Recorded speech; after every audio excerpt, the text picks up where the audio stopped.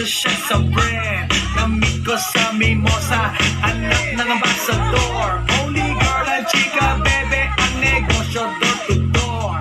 Sumenya siya sa guard, humingi ng calling card, at ang sabi niya siya daw ay isang